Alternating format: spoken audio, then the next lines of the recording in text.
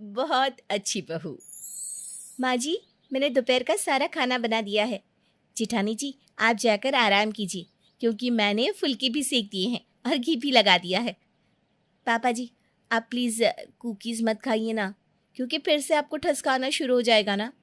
और वीरेन जी, आप थोड़ा सो लीजिए ना। आप कल रात को भी देर रात तक जाग रहे थे ना काम करने के लिए। सच में हम तो बड़े ही भाग्यवान हैं जो हमें ऐसी बहू मिली है। और मैं भी अपने आप को बहुत लकी मानता हूँ, जो मुझे राधिका जैसी बीवी मिली है। धन्यवाद जी। चलिए मैं आती हूँ बाजार जाकर। राधिका बाजार के लिए निकल जाती है और उसकी तारीफ सुनकर सास चंदा और जिठानी मल्लिका को बहुत गुस्सा आता है। ये कहानी है राधिका की, जिसकी हाल ही में चंदा और ओमकार नाथ के छोटे बेटे वीरेन से शादी हुई है। राधिका की जिठानी है मल्लिका और जेठ है धीरज। राधिका का स्वभाव और उसके गुण बहुत अच्छे होते हैं, इसलिए सभी उसकी तारीफ भी करते, जिससे उसकी सास और जिठानी को बहुत जलन महसूस होती। एक रोज जब चंदा, मल्लिका और राधिका पड़ोस की बिंदु काकी के घर जाते हैं, तब अरे चंदा बहन, कैसी हो? तुम्हारी दोनों बहुएं बहुत खूबसूरत है। शुक्रिया शुक्रिया। अरे बिंदु कहाँ मर गई? शरबत का ट्रे लाने में 7 जन्म जाएंगी क्या? तभी राधिका उठकर बिंदु की रसोई में जाती है और सारा नाश्ता और शरबत का ट्रे लेकर बाहर आती है और सबको परोसती भी है। राधिका का ये व्यवहार देखकर सभी को बहुत अच्छी लगती है हमारी राधिका। सच में चंदा बहन, तुम और तुम्हारा परिवार, तुम सब बड़े किस्मत वाले हो जो तुम्हें राधिका जैसी बहू मिली। आजकल की बहुएं तो बस एटीट्यूड दिखाने के लिए होती है, लेकिन राधिका बहुत अच्छी बहू है। हाँ चंदा बहन, उस दिन भी गली में कुछ बच्चे खेल रहे थे और उसमें से एक को चोट लग गई थी। तभी इस राधिका ने उस बच्चे को फौरन हाथ रिक्शा में बिठाया और उसे अस्पताल ले गई। मल्लिका और राधिका दोनों में से राधिका ही एक सुशील और सर्वगुण संपन्न बहू है। सच कहूँ तो चंदा, राधिका जैसी बहू तो तुम भी नहीं रही होगी। तुम्हारी सास और तुम्हारे भी कितने झगड़े होते थे ना। सहेलियों से ऐसे ताने सुनकर चंदा और मल्लिका गुस्से से लाल हो जाते हैं। उन्हें घर आकर और भी ज्यादा गुस्सा आता है। एक दिन जब घर में पूजा होती है, तब पंडित जी की तबीयत ठीक नहीं होती और इसलिए राधिका उनके लिए काढ़ा बनाती है। पंडित जी, ये लीजिए काढ़ा, इसे पीने पर आपको अच्छा लगेगा। चाहिए तो थोड़ी देर आराम कर लीजिए आप। धन्यवाद राधिका बहू, कितनी अच्छी हो तुम। भगवान तुम्हें हर वो खुशी दे जो तुम चाहती हो। सदा सुहागन रहो। पंडित जी, ये सब हो गया हो तो जरा पूजा की विधि पे ध्यान देंगे। मल्लिका, जा मिठाई ला। तूने लाई थी ना मिष्ठान भंडार से। ओ नो, सॉरी माँ जी, वो मैं मिठाई लाना तो भूल ही गई। अरे यार। मैं अभी जाकर लाता हूँ मिठाई, आप सब टेंशन मत लीजिए। हाँ हाँ वीरेन भाई, मैं भी चलता हूँ आपके साथ। नहीं बच्चों, अब जाओगे तो आते आते बहुत देर हो जाएगी। मिठाई की दुकान तुम्हारे घर से कोसों दूर है, तब तक तो मुहूर्त भी निकल जाएगा। चंदा जी, ओमकार नाथ जी, आपको सारी सामग्री को एक बार देख परख लेना था ना। मिठाई का भोग तो बहुत ही अहम और महत्वपूर्ण होता है भगवान के लिए। सभी चिंता में पड़ जाते हैं। तभी राधिका मुस्कुराकर कहती है, चिंता मत कीजिए आप सब। वो जिठानी जी ने ना कल रात को जली हुई खीर बना दी थी। उसी जली हुई खीर की बर्फी बना देती हूँ और साथ ही फटाफट पेड़े भी बना देती हूँ। बस 5 से 10 मिनट और लगेंगे। ठीक है राधिका बहू, बहुत अच्छा सुझाव है। जाओ फटाफट बना कर लाओ। देखो मल्लिका बहू, तुम्हें तो खीर भी ठीक से बनानी नहीं आती, पर चलो कोई ना, आज पहली बार तुम्हारी गलती किसी काम में आ रही है। मल्लिका को राधिका से बहुत जलन होने लगती है।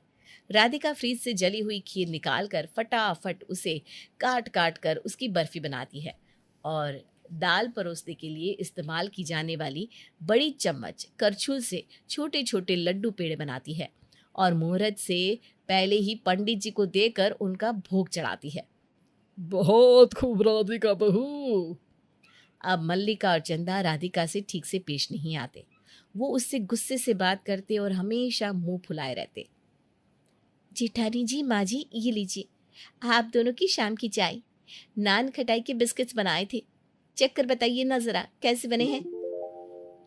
ये चाय के कप्स उठाओ और यहाँ से कट लो।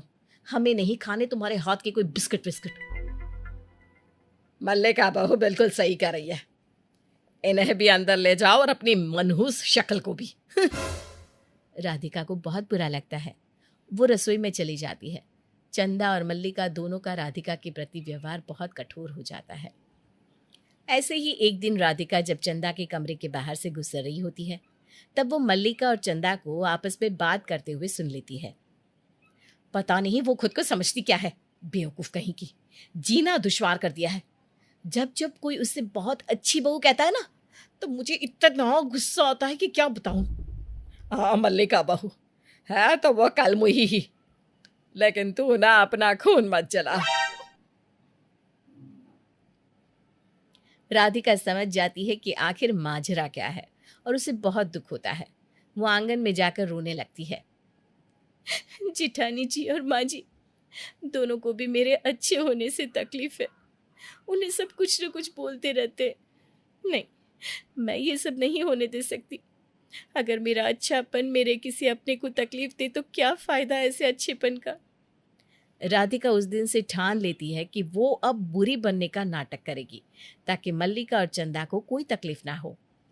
घर में जब गांव से मेनका मौसी जी और परेश मौसा जी आते हैं तब, राधिका बहू बहुत प्यास लगी है, जरा अपनी मौसी को पानी तो पिला दे। हाँ बहू, और मल्लिका बहू तू जरा ये मेरे कपड़ों को ना घड़ी करके रख दे। नहीं, मैं किसी को कुछ पानी बानी नहीं देने वाली। हाथ पाँव सही सलामत है ना तुम दोनों के, तो जाकर पी लो। बहू हूँ, कोई नौकरानी नहीं। हाय बड़े मौसी जी और मौसा जी। सभी राधिका का ये बदला हुआ बर्ताव देखकर हैरान रह जाते हैं। राधिका बहू, ये तुम अपने मौसी जी और मौसा जी के साथ कैसे बात कर रही हो? हाय राम, चंदा ये कैसी लड़की से ब्याह करा दिया तूने हमारे वीरेन का।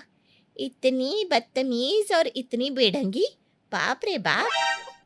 हमने सोचा नहीं था कि हमारा इस तरह से अपमान किया जाएगा।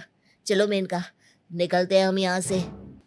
हाँ तो जाओ ना, आप दोनों कोई हीरो हीरोइन तो हो नहीं जो आपकी खातिरदारी करते बैठो यहाँ पर। मुंह उठाइए और जहां से आए थे ना वहीं उल्टे पांव चले जाइए, और आइंदा से अपनी ये सड़ी हुई शक्ल लेकर यहाँ आने के बारे में सोचना भी मत, समझे? हाय राम, भागिए परेश जी यहाँ से। इस लड़की के लक्षण सही नहीं लग रहे। और रुके यहाँ पर तो कहीं ये झाड़ू या बाम्बू ही ना उठा ले मारने को। बेचारी मेनका मौसी जी और परेश मौसा जी दुम दबाकर वहां से भाग जाते हैं। राधिका अब इतनी बुरी बनने लगती है कि सभी को उसके बुरे होने से प्रॉब्लम होने लगती है, खास करके मल्लिका और चंदा को। जब भी राधिका मोहल्ले में जाती वो औरतों से भी झगड़ा करके आती, और तो और कोई गेट पर चीनी मांगने भी आए तो उसे भी भगा देती। तुम्हारे पिताजी ने यहाँ पर चीनी की फैक्ट्री नहीं बनाई है कुसुम बहन, जाओ यहाँ से, वरना चीनी के बदले मुंह पर मिर्च पाउडर फेंक दूंगी तुम्हारे, जाओ। राधिका की इस स्वभाव के चलते मल्लिका और चंदा को ही मोहल्ले वालों के ताने सुनने पड़ते। दोनों बहुत परेशान सी रहने लगती है और तभी वहां उनके पास वीरेन और धीरज आते हैं और कहते हैं, क्यों माँ मल्लिका, कैसा लग रहा है अब? एक वक्त पर तो आप दोनों को राधिका की अच्छाई से तकलीफ थी, और अब बुराई से। अरे आप दोनों को उसके अच्छाई से जलन और तकलीफ ना हो इसलिए उसने बुरा बनने का नाटक किया, और अब तक कर रही है। वो सिर्फ आप दोनों के लिए जानबूझकर ये सब कर रही है। सच तो यह है कि उसकी अच्छाई के आगे आप दोनों कभी नहीं जीत सकती।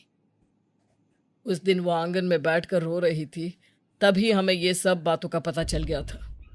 चंदा और मल्लिका सच जानकर हैरान रह जाते हैं और फौरन राधिका के पास जाकर उसके गले लगकर रोने लगते हैं। माफ कर दे राधिका बहू, हमसे बहुत बड़ी भूल हो गई। हमने तो तुझे और तेरी अच्छाई को कभी समझा ही नहीं, हमेशा एक गलत नजरिए से ही देखा। हाँ राधिका, तुम अच्छी ही सही थी, बुरा होने का रोल सिर्फ मेरा है। आई एम सॉरी मेरी प्यारी देवरानी। सच तो यह है कि हम सब असल में किस्मत वाले ही हैं जो तुम हमें मिली और हमारे घर आई एक बहू बनकर। तुम सच में एक बहुत अच्छी बहू हो। बस अब आप दोनों रोना बंद कीजिए। राधिका चंदा और मल्लिका को माफ कर देती है और फिर सभी एक साथ प्यार से रहने लगते हैं।